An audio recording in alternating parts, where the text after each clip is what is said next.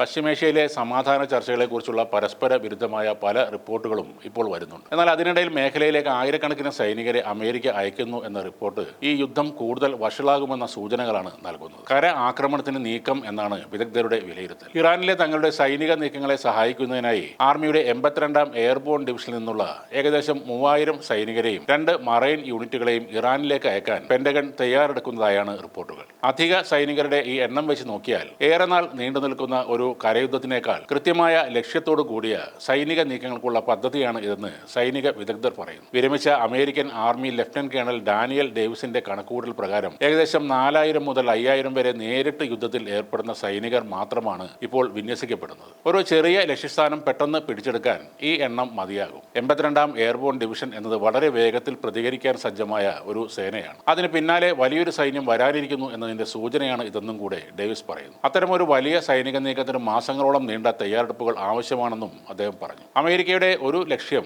Hormuz കടലിടുക്കിന്റെ വളവിൽ സ്ഥിതി ചെയ്യുന്ന ഖേഷം ദ്വീപ് പിടിച്ചെടുക്കുക എന്നതാണ്. ഇത് പേർഷ്യൻ ഗൾഫിലെ ഏറ്റവും വലിയ ദ്വീപാണ്. അതിനുള്ളിലെ ഭൂഗർഭ തുരങ്കങ്ങളിൽ ആന്റി ഷിപ്പ് മിസൈലുകൾ, മൈനുകൾ, ഡ്രോണുകൾ എന്നിവ സൂക്ഷിച്ചിട്ടുള്ളതായി റിപ്പോർട്ടുകൾ ഉള്ളതിനാൽ അത് തന്നെ ആയിരിക്കണം അമേരിക്കയുടെ ഒരു പ്രധാന ലക്ഷ്യം. രണ്ടാമത്തെ ലക്ഷ്യം ഇറാന്റെ എണ്ണ വ്യവസായത്തിന്റെ കേന്ദ്രമായ ഖാർഗ് ദ്വീപായിരിക്കാം. ഇറാന്റെ എണ്ണ ജീവനാടി എന്ന് വിശേഷിപ്പിക്കപ്പെടുന്ന ഖാർഗ് ദ്വീപ് പ്രധാന ഭൂപ്രദേശത്തു നിന്നും 15 മൈൽ അകലെയാണ്. രാജ്യത്തെ അസംസ്കൃത എണ്ണ കയറ്റുമതിയുടെ 90% ഈ ദ്വീപ് വഴിയാണ് നടക്കുന്നത്. അത് പിടിച്ചെടുക്കുന്നത് ഇറാന്റെ സാമ്പത്തിക മേഖലയെ തകർക്കുമെങ്കിലും വലിയൊരു കരയാക്രമണം അതിന് ആവശ്യമായി വന്നേക്കും. മൂന്നാമതായി അമേരിക്ക ശ്രമിക്കുന്നത് ഏകദേശം 400 കിലോഗ്രാമിലധികം വരുന്ന സംസ്കരിച്ച ആണവ സാമഗ്രികൾ കണ്ടെത്താനും പിടിച്ചെടുക്കാനുമായിരിക്കും. എന്നാൽ ഏറ്റവും ദുഷ്കരമായ നീക്കവും അതുതന്നെ ആയിരിക്കും. അവസാന ശ്വാസം വരെ ഇറാൻ ആണവ സാമഗ്രികൾക്കായി പോരാടുമെന്ന കാര്യം ഉറപ്പാണ്. ശത്രുക്കൾ തങ്ങളുടെ ദ്വീപ് പിടിച്ചെടുക്കാൻ ശ്രമിക്കുന്നതായി ടെഹ്റാനിലെ ഉന്നത പാർലമെന്റ് അംഗങ്ങളിൽ ഒരാൾ പറയുന്നു. ശത്രുക്കളുടെ എല്ലാ നീക്കങ്ങളും ഞങ്ങളുടെ സായുധ സേനയുടെ പൂർണ്ണ നിരീക്ഷണത്തിലാണ്. അവർ അതിർവരമ്പുകൾ ലംഘിച്ചാൽ ആ രാജ്യത്തിന്റെ എല്ലാ നിർണായക അടിസ്ഥാന സൗകര്യങ്ങളും വിട്ടുവീഴ്ചയില്ലാത്ത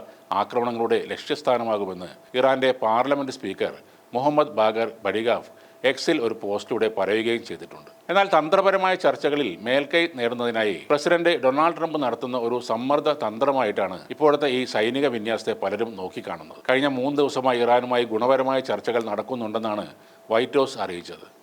എന്നാൽ വാഷിംഗ്ടണുമായി ചർച്ചകൾ നടത്തുന്നുണ്ടെന്ന കാര്യം ഇറാൻ ആവർത്തിച്ച് നിഷേധിക്കുകയാണ്.